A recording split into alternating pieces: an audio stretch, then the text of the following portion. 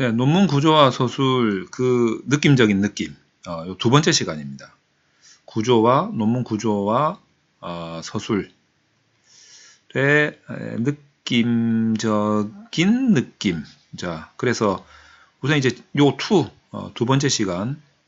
제가 이제 원래 요거 첫 번째 만들었던 이 강좌를 검색해 보시면 나올 텐데, 이제 여기에서 제가 이 와이파이 원리를 설명드렸단 말이죠. 뭐 이름이 좀 웃기긴 하지만 그래도 뭐 쓸만한 것 같아요. 이 원리는. 자, 요렇게 일반적인 전제에서 추론에 의해서 문제 제기를 하고 다시 그것을 일반화시키는 요렇게 가는 과정, 그 느낌으로 논문 구조를 짜고 서술을 하면 되겠다라는 이제 그 내용이 이 느낌적인 느낌 1편에서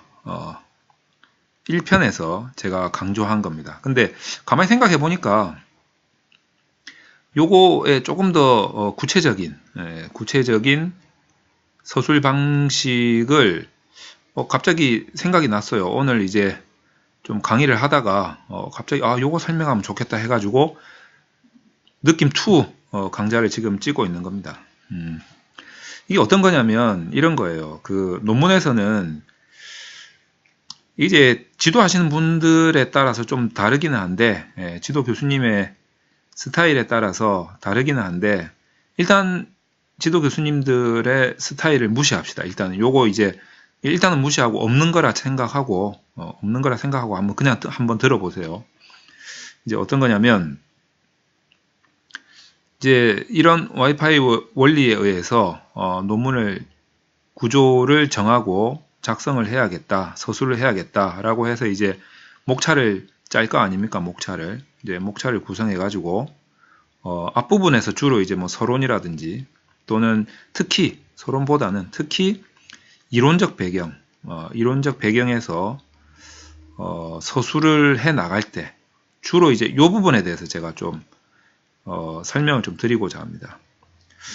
오늘 제가 강의를 하다가 이론적 배경 작성하는 데 있어서 요 이야기가 나와서 지금 이제 생각이 난 김에 지금 말씀을 드리는 겁니다.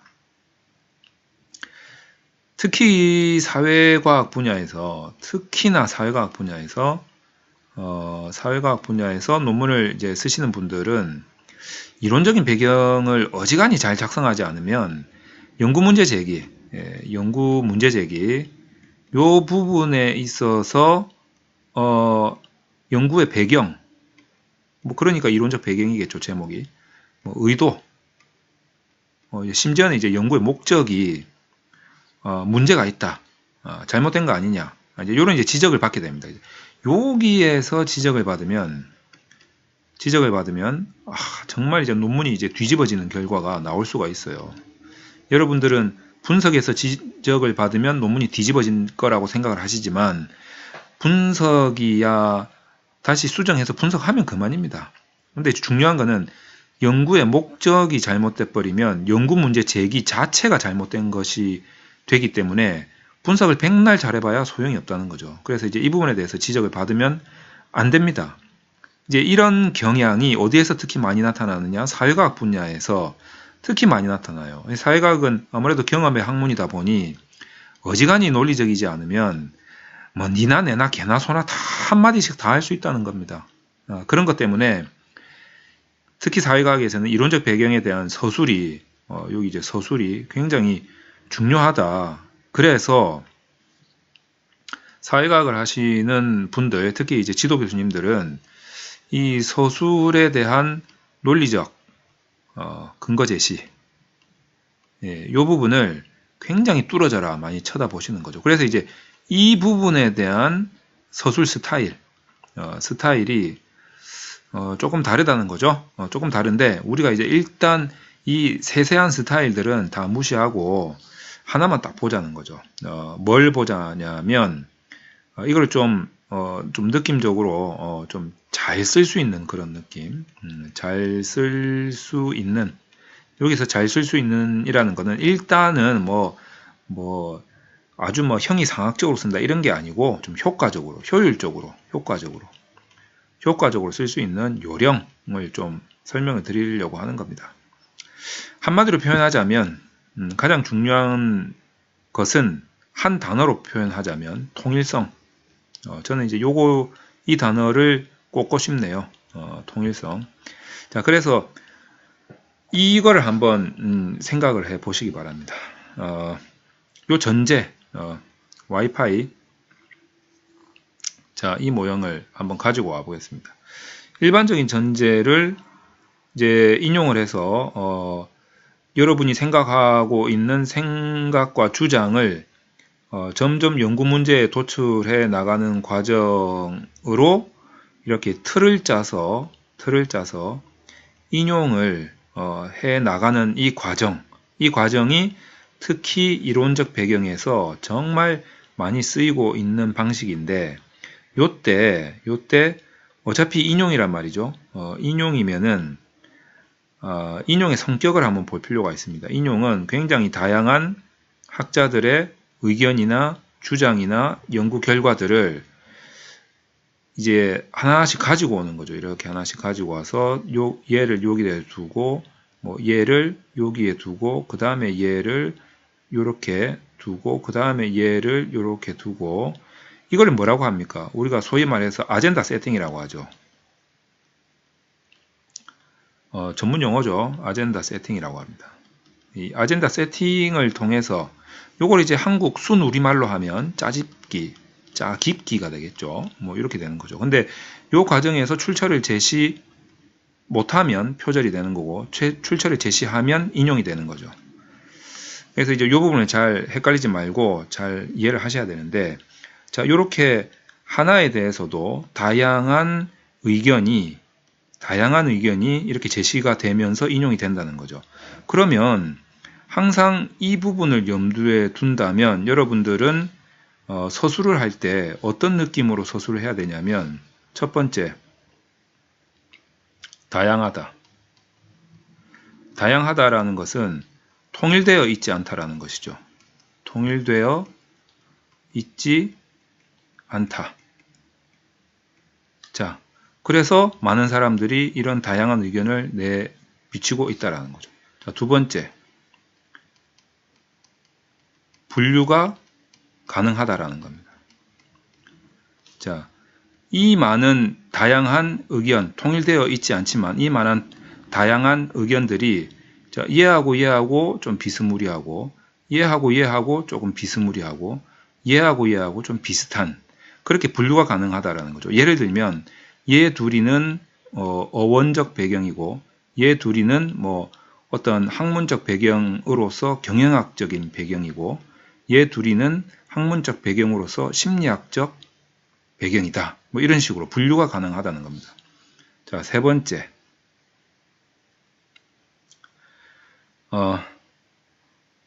정리가 될 수 있다라는 거죠. 분류가 가능하기 때문에 정리될 수 있다라는 겁니다. 자, 여러분들이 이론적 배경을 작성을 하시면서 이론적 배경 제2장 이론적 배경의 어떤 개념 파트를 작성을 하시면서 그 어떤 것도 이렇게 이런 느낌으로 서술되지 않는 것이 없다라고 생각하셔도 무방할 겁니다. 자, 예를 들면 지금 제가 예를 들면 우울에 대한 연구를 하고 있다라고 했을 때 우울에 대한 개념을 서술을 할 겁니다. 그러면 우울에 대한 첫 번째 카테고리 우울의 정의에 대해서 서술을 한다고 한번 생각해 봅시다. 자, 우울에 대해서 정의한 학자들이 많고 그 의견도 굉장히 다양하겠죠. 그죠? 굉장히 다양하겠죠. 자, 1번에 해당됩니다. 다양한 이유 때문에 우울이라는 것은 많은 학자에 의해서 다양한 의견이 제시되고 있기 때문에 현재까지 그 정의가 통일되어 있지 않다. 자, 이게 바로 첫 문구가 나오겠죠. 자, 첫 문구는 자, 뭐뭐에 대해서 이게 우울뿐만이 아니라 다 똑같다는 겁니다. 뭐뭐에 대해서 많은 학자 또는 연구자가 다양한 정의를 하고 있다. 자, 왜? 통일되어 있지 않기 때문에. 뭐뭐에 대해서는 여기 사이에 집어넣을 수 있겠죠. 현재까지 뭐뭐의 정의에 대해서는, 뭐뭐의 정의에 대해서는 현재까지 통일된 견해가 없고 많은 연구자들이 다양한 정의를 하고 있다. 이런 문구가 가장 첫 번째 문구에 나올 수가 있겠죠. 그리고 나서 두 번째, 이 분류에 의해서 예를 들면 어원적으로 봤을 때, 경영학적으로 봤을 때, 심리학적으로 봤을 때 이런 다양한 의견들이 연구자의 정의들이 분류되어서 나열될 수가 있겠죠. 이 부분은 나열식으로 할 수밖에 없겠죠. 다만 이 분류가 이 연구자의 관점인 것이죠. 그 다음에 세 번째, 분류를 실컷 하고 나니까 헷갈릴 거 아닙니까? 너무 글만 많으니까. 자, 헷갈리니까 얘를 한번 정리해 줄 필요가 있죠. 그래서 이상의 선행연구자들의 견해를 종합해 보면, 자, 주로 정리할 때 표로 정리하면 좋겠죠.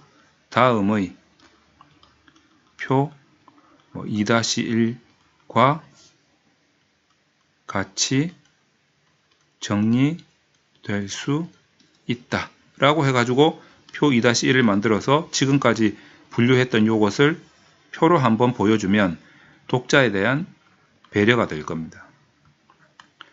자, 이런 식으로 그 느낌을 좀 아시겠습니까? 자, 이론적 배경에 자, 어떤 키워드가 있는데 이 키워드의 정의 또는 뭐 구성 요인 이런 것들이 하나의 이 키워드의 개념으로 묶어서 카테고리가 만들어질 수 있겠죠. 그러면 이 정의도 그렇고 이 구성 요인도 그렇고 다양한 학자들이 의견을 제시를 하고 있겠죠. 자, 그 원인은 뭡니까? 첫 번째, 통일되어 있지 않다는 거죠. 다양한 의견이 제시되고 있다는 거죠. 자, 다양하니까 분류가 가능하다는 것이겠죠. 자, 그러니까 너무 분류했더니 헷갈린단 말이죠. 그러니까 다음과 같이 정리할 수 있겠다. 자, 요런 느낌으로 서술을 해 나갈 수 있다는 겁니다. 정의도 그렇고 구성 요인도 그렇고. 자, 그러면 어떤 키워드의 개념도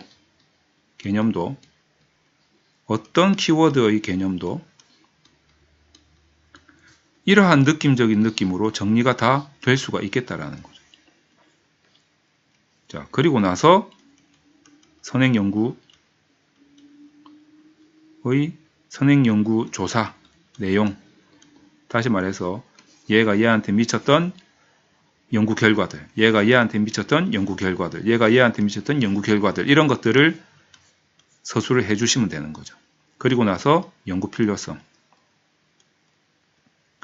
제기해주면 2장이 갖추어야 될 요소들은 기본적인 것은 다 들어가는 겁니다. 그리고 나서 이제 연구 방법으로 제3장으로 넘어가면 괜찮겠다라는 거죠.